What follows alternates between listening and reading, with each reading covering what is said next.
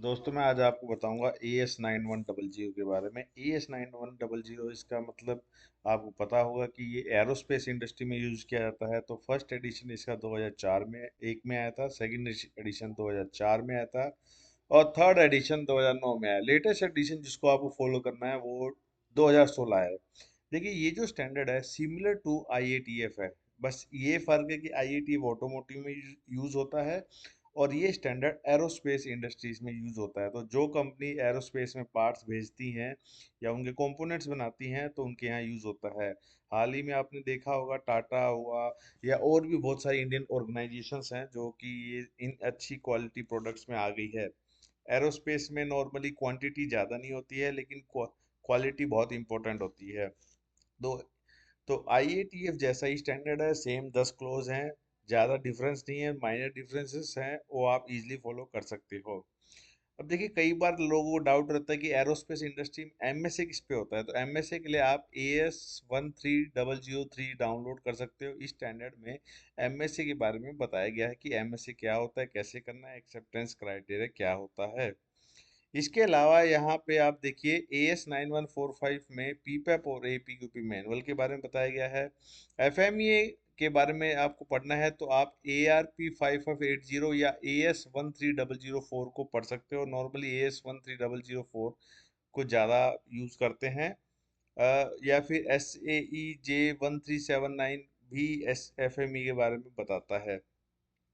इसके अलावा MSA के लिए एक और स्टैंडर्ड है जो कि ASTM E2782। नॉर्मली इसको पढ़ने की जरूरत नहीं है, आपके लिए 13003 MSA का बेस्ट स्टैंडर्ड है। FME के बारे में ऑलरेडी मैंने बहुत सारी वीडियो बना रखी है, उसमें आप जाके देख सकते हो। तो इसमें क्या क्या डॉक्यूमेंट्स हैं, तो ये सारे डॉक्यूमेंट्स आप देखिए एरोस्पेस इंडस्ट्री में यूज़ किए जाते हैं। जैसे कि आपका हुआ सबसे पहले QMS का स्कोप क्या है, बाउंड्रीज क्या है, एप्लीकेबिलिटी क्या है, प्रोसेसेस क्या है, रेस्पॉन्सिबिलिटीज क्या है, क्वालिटी पॉलिसी होनी चाहिए आपके ऑर्गेनाइजेशन के अंदर, क्वालिटी ऑब्जेक्टिव और उसके कैसे उनको अचीव करोगे वो होना चाहिए। आप सप्लायर्स का कैसे कंट्रोल कर रहे हो वो होना चाहिए, प्रोसीजर्स आपके पास। आप नॉन कंफर्मेबल प्रोडक्ट को कैसे कंट्रोल करोगे वो होना चाहिए। करेक्टिव एक्शन मैनेजमेंट कैसा है वो होना चाहिए। आपके पास एविडेंस होना चाहिए कि सारे QMS की रिक्वायरमेंट को फुलफिल कर रखी है, प्लान कर रखा है, जैसे ऑडिट्स हुई। आपके पास MSA के रिकॉर्ड्स होने चाहिए, कंपिटेंसी के रिकॉर्ड्स होने चाहिए। आपके पास प्रोडक्ट की रिक्वायरमेंट्स के रिव्यू, जैसे स्पेसिफिकेशन कितना होगा, रिक्वायरमेंट्स क्या होंगी वो होना चाहिए। आपके पास न्यू प्रोडक्ट NPD का प्रोसेस होना चाहिए, NPD को कैसे फाइनल करते हो, डिज़ाइन डेवलपमेंट के इनपुट, डिज़ाइन डेवलपमेंट के कंट्रोल्स उनको और उनके आउटपुट और चेंजेस ECN PCN, ये सारी चीज़ें होनी चाहिए।